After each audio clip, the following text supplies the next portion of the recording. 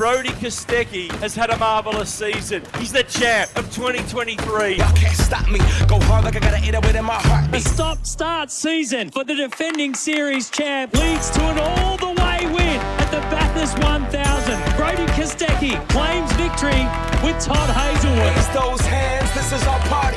We came here to live life like nobody was watching. And we go back, this is the moment. Tonight is the night. We'll fight till it's over. So we put our hands up like the ceiling can't hold us. Like the ceiling can't hold us. Well, the highlights speak for themselves. 2023 Supercars champion, a Bathurst winner, and an all-round good bloke as well. Please welcome back to the driver's seat, the one and only Brodie Kostecki. Bush, thanks for joining us on the show.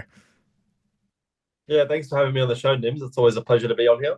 Mate, I'll tell you, it's good to see you on board. I love seeing you in those Shell V-Power colours here because, well, we are slightly biased here at the driver's seat. But anyway, well, let's get down to business because we've had the Topor and Tassie as our first look at the new Super 440 format, coming up to Perth as well. 2 short races on the Saturday, then a shootout and a longer race on the Sunday. I mean, we've only had limited time to a limited sample size, but what's your thoughts been on the new format? I think it's fantastic, honestly. I think if you're buying a ticket to come watch V8 Supercar racing, I think you should be seeing V8 Supercar racing. So I think it's fantastic that on the Saturday it's really, really busy, which is great. And, and then the Sunday, there's just a great mix of that, I guess the history behind the sport of having that long race. So, I think it's been a great change. And I think it's really made the racing a lot more exciting this year, obviously with the 2 sprint races on the Saturday. So, I'm all for it. So looking at your track record as we head to Perth, you haven't got a win there, but it's been a pretty happy hunting ground for you. Stack of podiums, both not only in main game, but Super 2 as well. It's also been a pretty lean track for you too. So what's your mindset going in? Because all the data that you've had before and all your experiences there, you're kind of going in fresh and also familiar. So how do you deal with something like that? Yeah, honestly, with Perth being my home track, I actually haven't really raced there that much. But I'm really excited for next weekend. Obviously going in, being my home round and being in front of my family and friends, and just really excited for a weekend to bounce back in the Shell V-Power Mustangs. So obviously coming off the back of Tasmania wasn't really a strong result for us. Probably one of the worst weekends I can recall in my career, and as far as for the team as well. So. I'm pretty excited. The car was actually quite fast at Tassie. We just didn't really execute, and I'm sure that when we arrive and unload, we'll be pretty happy again, and being just try to focus on getting that first win for myself at home. I think it'll be pretty special. And just looking at your results, mate, like you've had a pretty consistent year so far, especially going into a brand new car. I mean, it's well documented that you were in the Camaro for a couple of seasons now, in the Ford Mustang, and we know there's been a lot of changes happen to it. So really, you actually haven't had a consistent car year on year in Gen 3. I mean, you had changes. Yes, you won the championship in 2023, but that was all changed into 2024 in that car. Then you've got the Mustang now. Next year, we're going to have a Toyota come in here, so who knows what's going to happen. How do you go with those year-on-year changes? Because you're a bloke that's very methodical. You understand how it works in and out. Going through changes year-on-year, how do you adapt? I think it's just one of those things. It's the same for everyone. So, it doesn't really affect too much, to be honest. And I think if you just focus on yourself, you'll yield the best results. So, jumping into the Ford Mustang this year, I guess I mentioned in the past, there's been a few, differences to the Camaro, but we're just trying to focus on ourselves and, do the best job that we can and put our best foot forward for, these Shell V-Power Mustangs. So, honestly, I'm just going into this round and hopefully we can bounce back from where we were in Tassie and honestly, it's, like I said, it's the same for everyone. So you can't really, focus too much on the changes or whatnot. And you just have to, do the best job you can. It's pretty funny how people sort of judge you on the most recent race weekend, because if you look at the stats from 2025 so far, I mean, every round at SMP, you finish within in the top you were in the top five. You were just a smidge away from a podium at SMP.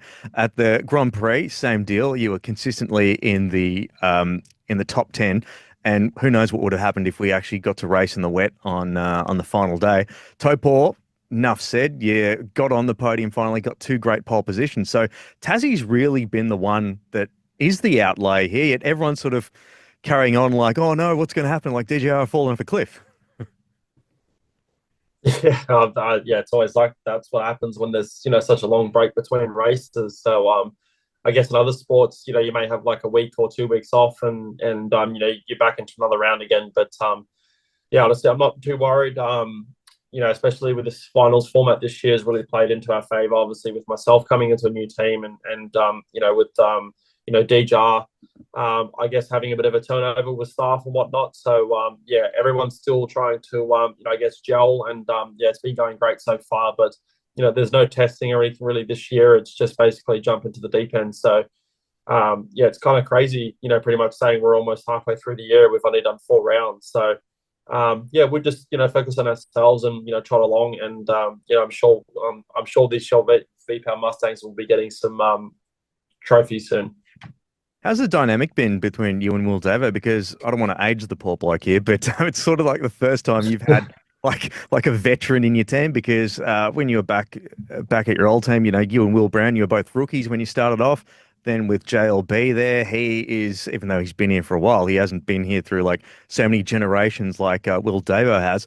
Has it been good to sort of have that veteran here? Because I know that when I've read stuff that Davo said, he feels like, you're invigorating him. Do you feel like you can pick a bit from him and vice versa? Yeah, definitely. Obviously, he's been around a long time, and he's been through different phases in the sport as well. So he's always got great advice and sound advice as well. So I really enjoyed New Zealand with him, and when we had that double podium was really, really cool. And obviously the team's gone through a bit of hardship the last few years to what their standard normally is. So yeah, it was really great to see the smile on his face at New Zealand. But yeah, we still got a lot of work to be done, and we work pretty hard behind the scenes. And yeah, I'm just excited going into Perth. It's sort of a bit of a home round for him too, with his I guess his better half, being from Perth like me. But yeah, it's been great working with him, and he's always got great advice, like I said. And it's like he's got this backpack that just has like a it's like a what the magicians have with the hats. He can just pull everything out of it. So he's very well prepared. And if I ever go into an apocalypse, it'll be either him or Dave Reynolds, I reckon. So you mentioned it's been a couple of lean years from the championship glory and the Bathurst wins of Dick Johnson Racing. Ford fans have also looked to you as the one to sort of take them back to that glory, and Shell V-Power Racing fans have also had some high hopes. Has that been added pressure on your 2025 season with all those expectations from the fans? No, I don't think so, to be honest. I think I've been under the most amount of pressure you could ever be under. Obviously, being able to win a championship in 2023 and obviously Bathurst in 24. So don't really worry about that stuff too much. But yeah, it's been great. Obviously, not only joining DJR, but they have such a great, fan base, and our teammates are fantastic as well. So yeah, that's been really great to experience. And we had our open day at the start of the year, and seeing the turnout that we had there was just absolutely insane. So yeah, very, very thankful to be driving for this team, with such a rich history, and hopefully I can add to it.